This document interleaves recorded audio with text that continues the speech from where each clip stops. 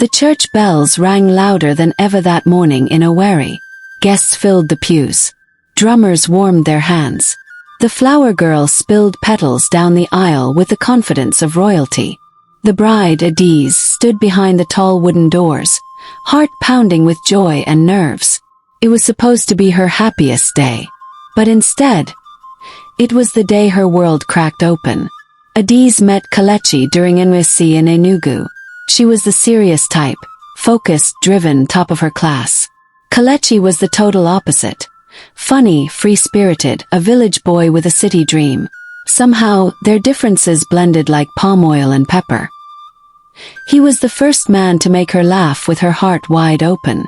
They served together, taught in nearby schools, and spent weekends under mango trees talking about life. When NYSC ended, they returned to Imo State and promised each other forever.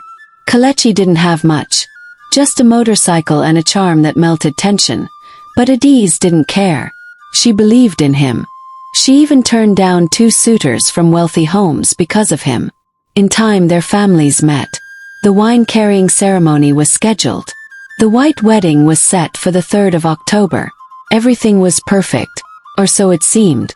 The wedding day arrived. Adiz looked stunning in her flowing lace gown. Her makeup was soft. Her heart was full.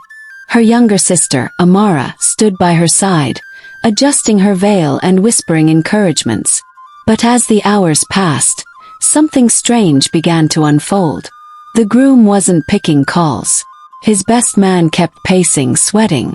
The priest kept glancing at his watch.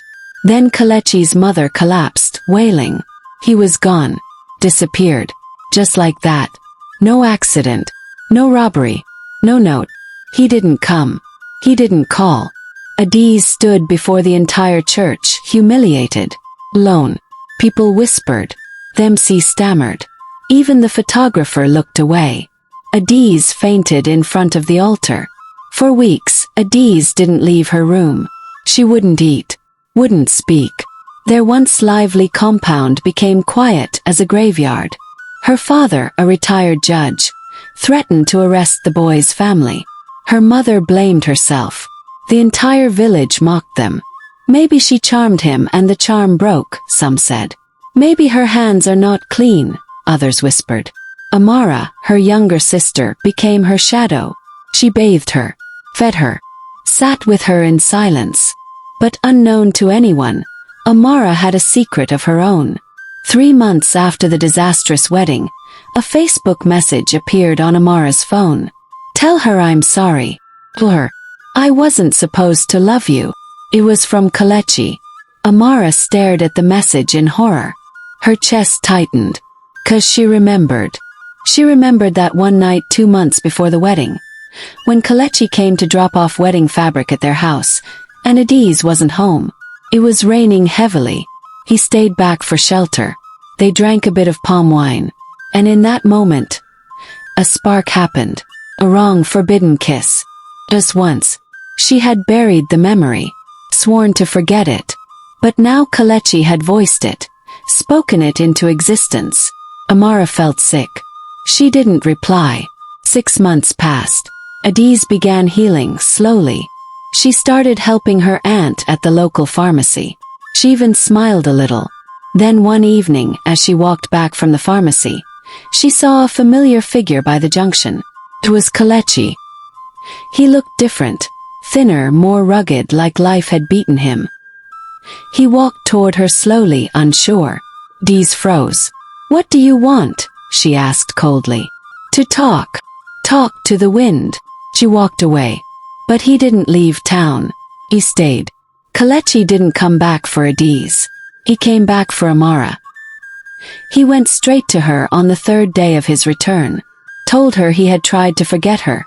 Tried to do the right thing. But his heart had betrayed him. I didn't run because I stopped loving Adiz, he said. I ran because on the night I kissed you, I knew I had chosen the wrong sister. Amara was stunned. This is madness, she whispered. You destroyed my sister. You want to destroy me too. But her heart was torn.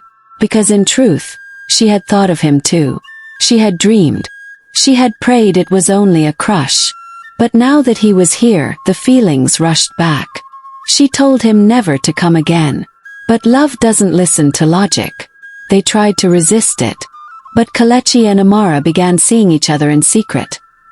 Hidden moments at night, stolen glances in the market, quiet messages passed between friends. It lasted 3 months. Until one evening, Chief Judge Okonkwo, Adi's and Amara's father, received an anonymous photo. His youngest daughter, wrapped in the arms of the man who left his first daughter at the altar. Thunder broke loose. The compound exploded with curses, screams, and heartbreak. Adiz slapped Amara so hard she fell. "You stole my husband," she screamed. "I didn't mean to." Amara wept. "I tried to stop it. I fought it. You're dead to me." Amara was thrown out that night, bags and all. Amara moved to Onitsha with nothing but her clothes and Kelechi's hand. They lived in a single-room apartment. Life was hard. Money was scarce. But Kelechi loved her fiercely. They married quietly. No guests, no family. For 2 years, no one from Amara's family called her. Her father told the entire clan that she was no longer his daughter. Adiz deleted every photo of her. But something beautiful happened. Amara got pregnant. Baby girl. They named her Chidera. What God has written. In their 3rd year of marriage, Kelechi fell sick. First it was just tiredness. Then vomiting. Then he collapsed. The hospital diagnosed him with advanced liver failure. He needed a transplant. And they needed a blood relative to even consider surgery. Amara called everyone. No one answered. In desperation she went home. After 3 years, Adiz opened the gate and stood shocked. "I didn't come to beg," Amara said. "I came to save my husband, your ex-fiancé, the man who broke you." Adiz's eyes burned. "You have the nerve to come back here. He's dying, Adiz. I've lost everything before. I can't lose him too." She fell on her knees. "Please. If not for him, do it for me." Silence. Then a whisper. "I'll do it. Not for him. For Chidera. That child is innocent." The surgery took place in Lagos. Adiz donated. Kelechi survived. In that recovery room, the sisters sat for hours saying nothing. Finally, Adiz looked at her. "You hurt me. I know. But maybe. We were all victims of a love that came in the wrong order." They wept. And from that moment, the healing began. Today, Adiz runs a foundation for abandoned brides. She gives hope where hope was stolen. Amara and Kelechi now have 2 children. Their love is quiet, tested, and real. Sometimes they visit Adiz. The sisters sit under the mango tree, laughing at how life can twist, burn, and still bloom again. Because in the end, love may leave you at the altar, but forgiveness will always lead you home. This is the gracious voice. If this story touched you, subscribe, like, and comment. Let's keep sharing stories that heal and inspire.